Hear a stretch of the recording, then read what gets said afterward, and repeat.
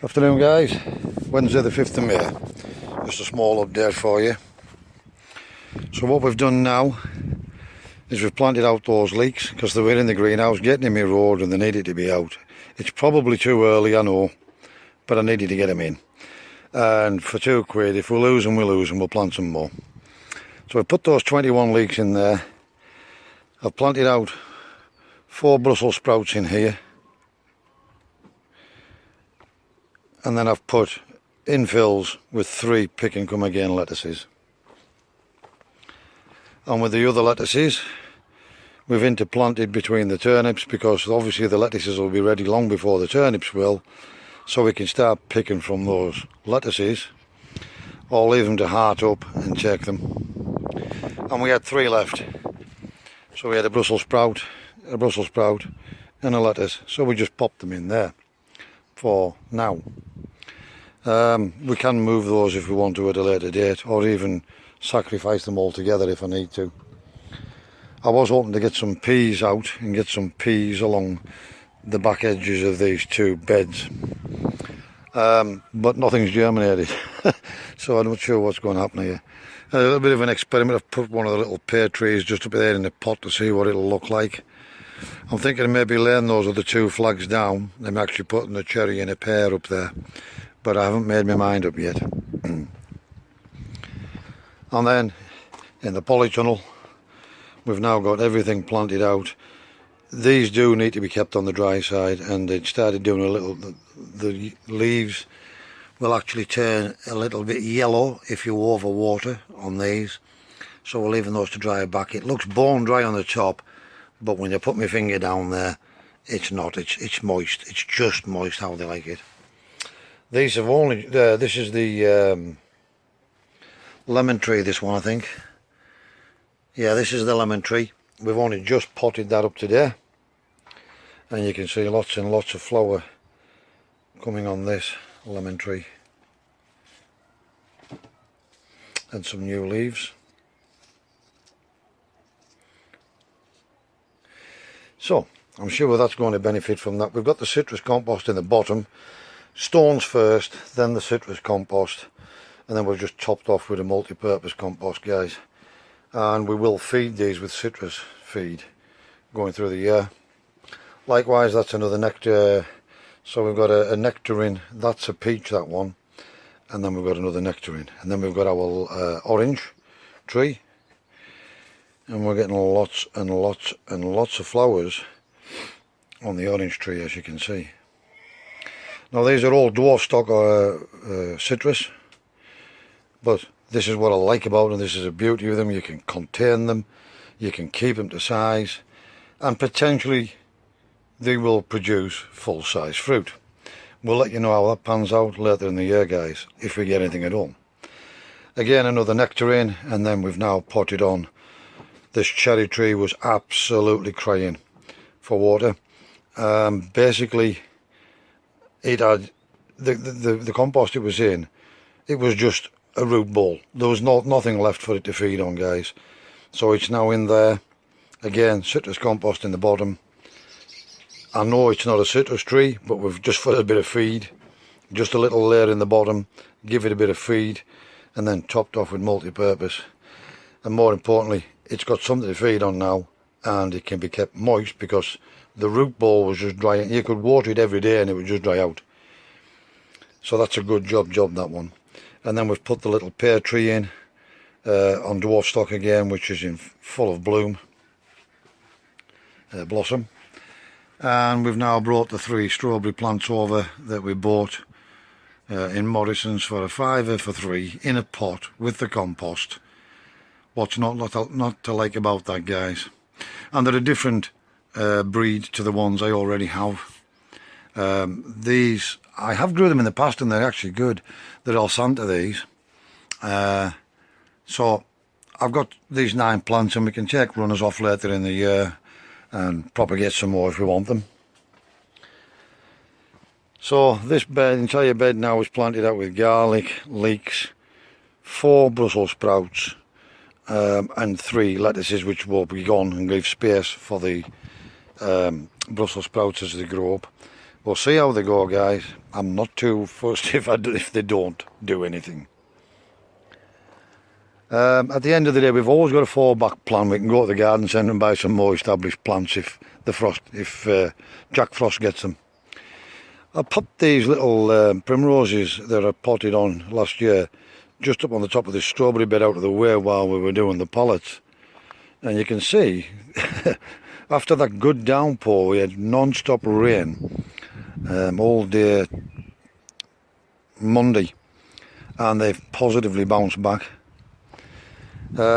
These are the strawberries we had last year, the Frisian and the Roman, and these are now starting to get established again in the pot, in this bed, and they're also starting to flower up.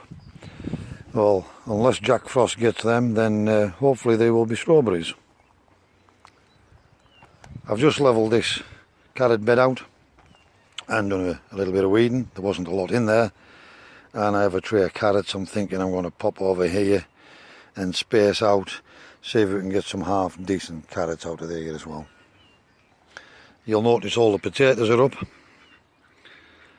or most of them, and we could get frost still as late as the end of May, but I didn't cover them last year, and I'm not going to cover them again this year. Yes, they'll get a bit of frost on the leaves, but it doesn't do them any harm and they still grow. It's just more work and effort than it's worth. Maybe this is me being a smart so-and-so, but it's just how I do it, guys. And if I get it wrong, it's me that pays the price. This is the way I do it. As you can see, they're all up. Years ago I would have rushed out with a blanket or a fleece or something and covered them up. I don't anymore. And they're all popping up in here as well, guys. Rhubarb's coming along tickety-boo.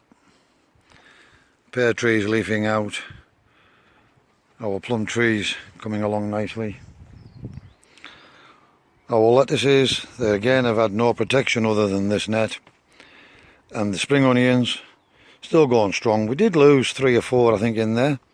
And, yeah, well, there we go, that's the price. We paid the price, and I could still pay the price. I'm not trying to be clever, guys. I could still pay the price. Don't follow my advice. Do what you think is best for your garden. This is just how I do it.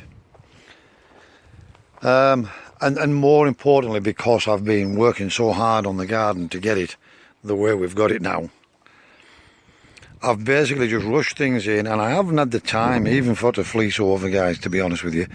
I've been so tired at the end of the day, I've just run home, and that was it, as you know. Perhaps we will start taking a bit more care and putting fleeces on and things like that. Now we have more time, but I've really enjoyed today. I came to the allotment, and all I've done is potter, which has been absolutely fantastic. It's a long time since I was able to do anything like this. And as I say, we just popped in those leeks, popped in the Brussels sprouts and a few lettuces, gets them out of the polytunnel, gets them from under my feet. Interplanted the turnips with a few lettuces as well. You can never have too many lettuces. And with 3 left over, we just dropped them in there, guys. And I just potted again, potting up 1, 2, 3, 4 more trees. They really, now that the weather is picking up, it's really hot today as well. And now the weather is picking up. I know we can still get cold snaps, but it's picking up really good. They really needed put into bigger pots. They exhausted every bit of food they had in these pots here, which were a good size, and they'll come in handy. We can reuse those. Basically, this orange, lemon and lime will move up into these pots once they're a bit bigger. So we can reuse the pots, guys. And what I'm thinking about doing here is getting a bag of stone or shillies, but stones, underneath the bottom of these pots. So we'll lift these pots out when I've got something to give me hand, because the way it's done now. I'll wait till Tony's here next, and I'll get Tony to help me lift them all out. And then we'll throw a load of shillies down there for good drainage, so that when the water runs out of the bottom, they're up off the bottom, and they don't hold water, hold really damp at the bottom, they can drain correctly. And it'll tidy it up a little bit. Then what we'll probably do, once we've finished, we will set ourselves a little bed from there to the path, right up the length, and we'll pop either some flowers in, or we'll use it for onions or lettuces, spinach, whatever. We can grow some warmer loving plants in here, and for that matter, to be honest with you, if we make these double deep, we could even grow tomatoes in them and string them up to the roof if I really wanted to in front of these, but I don't want to spoil that, so we'll use this one for low veg. We are also going to do the same. I'm going to put a big potting bench right through the full length of here, and we'll probably put some shelving up on the window. This is all pottery jobs, guys, not all in one go. As and when I get the time, we'll put some shelving up, little narrow shelves for taking seed trays, to stack seed trays on the whole height of this greenhouse. We will have a potting bench that runs the whole way through, a nice light one, made out of mesh like this, so we can stand plants on there as well and let them drain through. And then we will do a similar sort of thing here. We'll take this board here and we'll come back to the door, and a nice thin bed under there for plants that like a bit of shade, i.e. lettuces and things like that. But we won't just be growing lettuces, guys. We will be mixing and matching and trying different things. So that's my intentions for in here. The thing is, we're a damn sight near being able to do that now, and it's really, I'm really pleased with how this has all worked out, guys. I am. It's been really hard work, but I'm absolutely delighted with how all this has panned out.